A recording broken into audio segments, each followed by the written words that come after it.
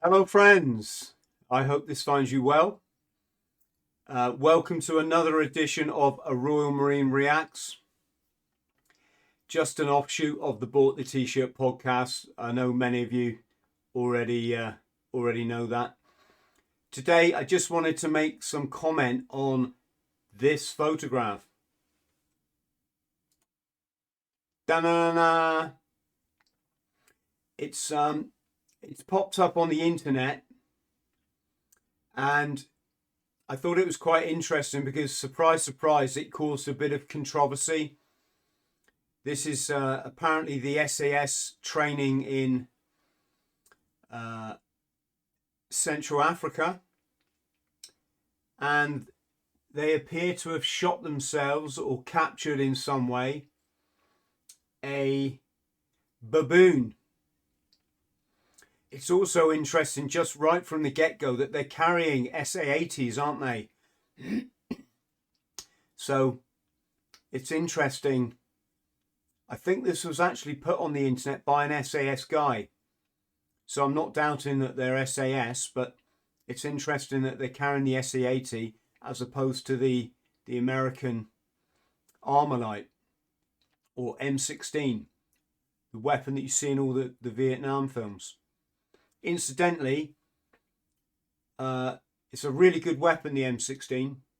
The British Army should really, or the British forces I should say, should really have adopted it over the SA-80, simply because it was a proven record. It's actually self-cleaning, not that any self-respecting soldier or operative would never clean their weapon, but apparently it cleans itself enough to keep firing in, in a combat situation. It also floats. The M16 is also incredibly light. Just one sec. Let me go back to big. I'll see if I can get a picture of it up. Just bear with me. M16 rifle. I don't know how to spell rifle, so I'll just put gun. Da-da-da. So yes, this is what we're looking at. Yeah, this weapon here. Is that a better? There we go. M16, also referred to as the Armalite, although I think the Armalite might be a manufactured, like a cheaper version, manufactured in, say, for example, China. If you know more about that, could you put it in the comments? I'll be interested to read that. And also, our audience, how many of you have fired a rifle before or a gun? What was your experience? Again, put it in the comments. I'd really like to read that. Thank you. So let's get back to our outrage picture, shall we? Dun, dun, dun. Yeah, there we go. Poor old King Kong. So this, yeah, like I said, it obviously photos like this are going to upset people, and that's probably not a bad thing. But I just wanted to add some clarity about why you'd see the SAS in this, or any elite force in this sort of scenario, and what would be the reason behind it. Because this isn't one of these photos. Dun, dun, dun. Look, that was from my podcast with James Glancy. Let me just see if I can be a bit clever and put this one here. There we go. Bit of self-promotion for the podcast there. Oh, oh, oh, help. Mum, Mum, Mum, I broke the computer again. Ah, you're back. Yes. So, yeah, very different scenario, this photo. I'm sure many of you don't need that explaining. This there's a time and a place to shoot game animals, right? In Africa. Sometimes they're injured. Sometimes just because of the nature of the way they come into contact with humankind, and there can be danger created. And yes, this can be really sad for the animal, but then, you know, they have to be exterminated, although that's a horrible word, right? So there are situations where animals need to be husbandried or controlled, right? Also, yes, sometimes the shooting of these animals brings in wealth, which is then reallocated to controlling the poaching situation. But that's like an aside. The thing with this picture is it's the gloating, isn't it, of we've just killed this magnificent beast. And it's really upsetting that these individuals have grown up, they're all middle-aged men, and they've got such small egos or damaged egos that they think this makes them heroic. This is the thing that upsets people, isn't it? Going back to our picture. So what would be the scenario behind this photo?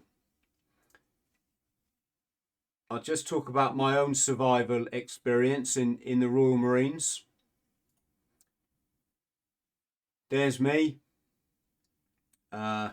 Incidentally, my foraging cap is flipped up. That's a big no-no.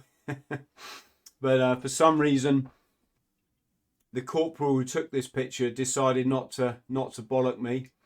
That's Dave, who was my, I would say, bivvy partner when we did our survival exercise, when we went through Lympstone, so commando training at Lympstone.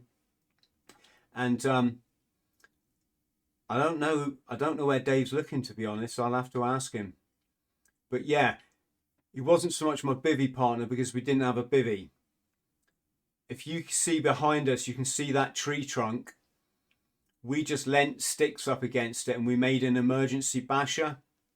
We were the last section of our troop to arrive at this exercise ground, which is on Dartmoor.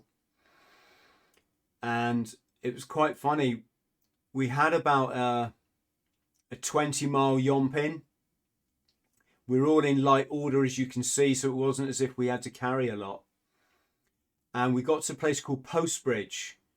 Many of you will, or many of you who've been through Lympstone will know the place I'm talking about. There is actually a very historic ancient bridge there. And as we arrived there, our corporal, who was known for, let's say, being a bit of a skinflint, he always used to send us nods, so us recruits, down to the railway station to pick him up a ticket using our our discount cards, so he could go home for the weekend at a discount. So we knew money was tight with this gentleman. He was a lovely chap.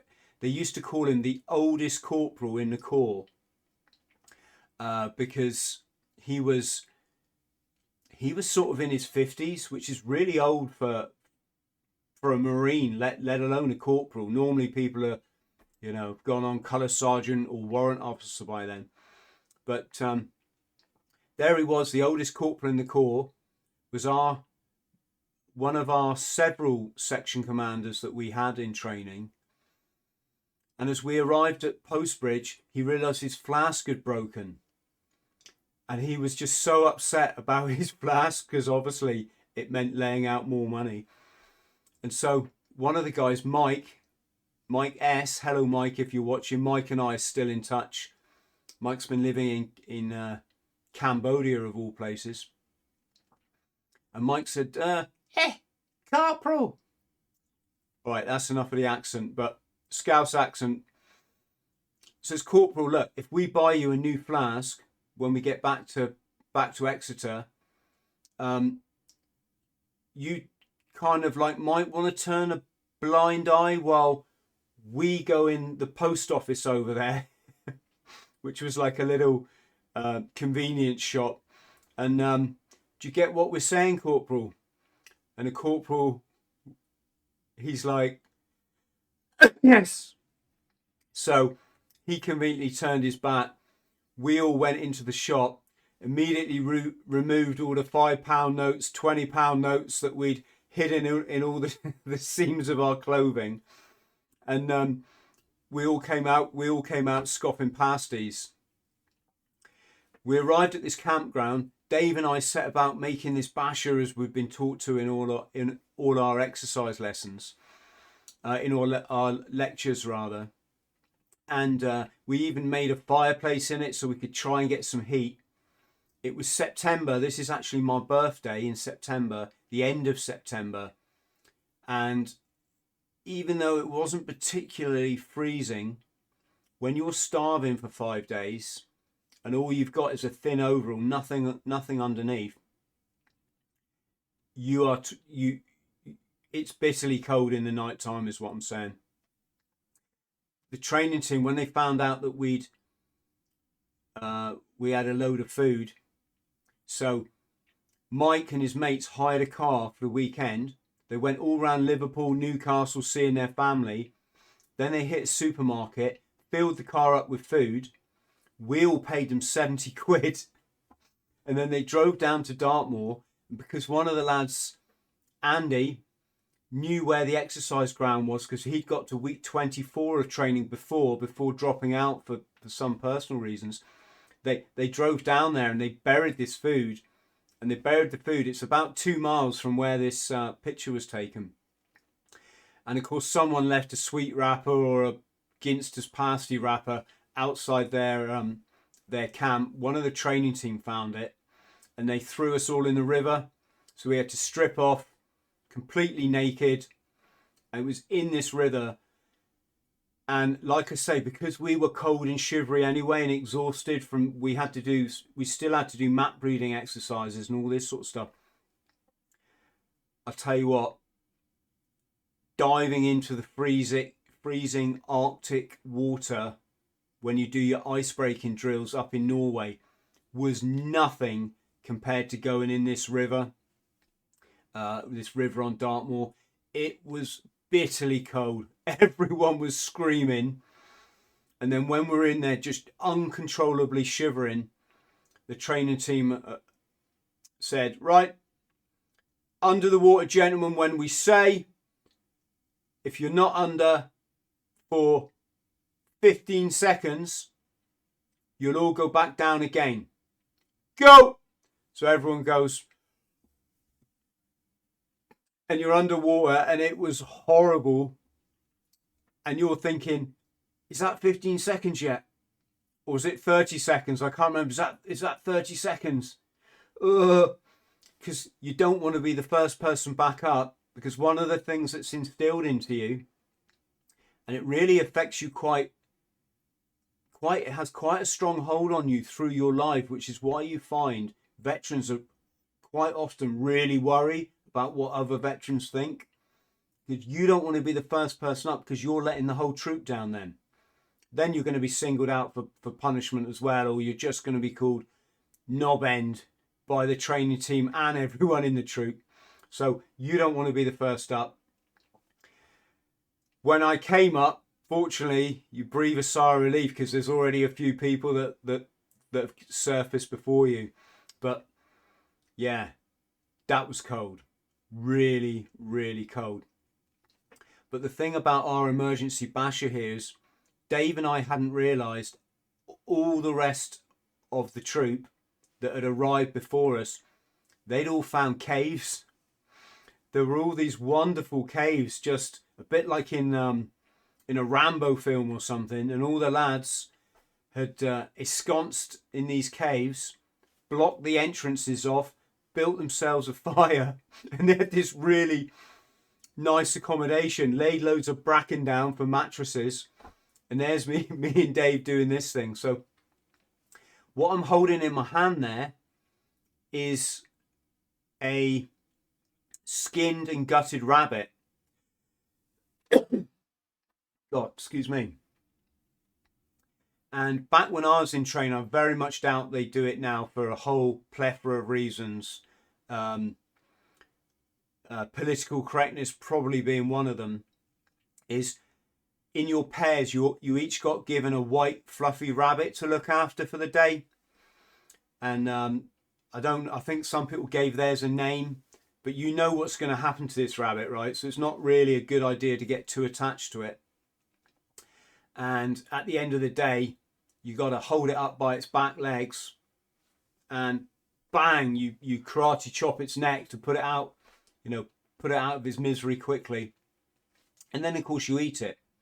And what would be the reason for this exercise? Well, it's obvious. If you're ever in a survival situation for real, and all you can get hold of, if you're lucky to get hold of an animal, you manage to catch one, maybe using a snare, shooting it with your weapon.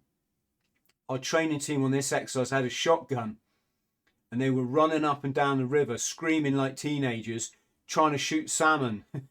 Right?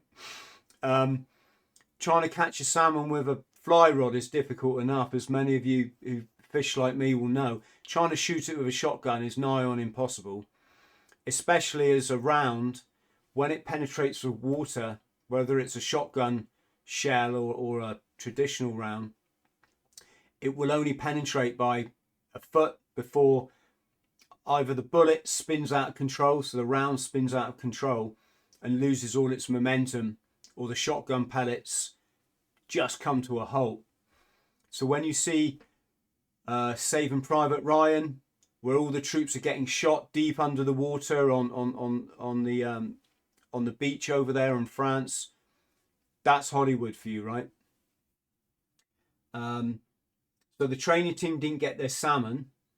They said if any of us could catch a salmon with the fishing kit we had in our survival tins, they would give us a ration pack. Needless to say, no one caught a salmon or even a trout. But yeah, the idea is you've got guys that have never been fishing in their life. They don't know how to gut a fish, let alone a rabbit. It's actually pretty much the same principle, slightly different technique for a rabbit because it's got 4 limbs, right? But that's all it is, folks. It's not to be cruel to the rabbit. It begs the question, do you really need 20 rabbits? I mean, if there's 40 people in your troop, do you really need to kill 20 rabbits? And personally, I'd say no, not really. You can just watch one person doing it, and I'm sure if you're in a survival situation, you'd remember that and you just figure out how to do it yourself, right? But it was just something that was unique to the Corps back then. It was something the Corps was renowned for, is when you get to week 18, you do your survival exercise and you get a rabbit and you got to kill it. And Dave killed ours. I wasn't bothered about killing it, not because I had any issue, even back then at 19, I just thought it was a bit unnecessary. But I'm not judging. I'm just saying, I was like, yeah, mate, you dig out, you go for it. So yeah. So back to the SAS scenario.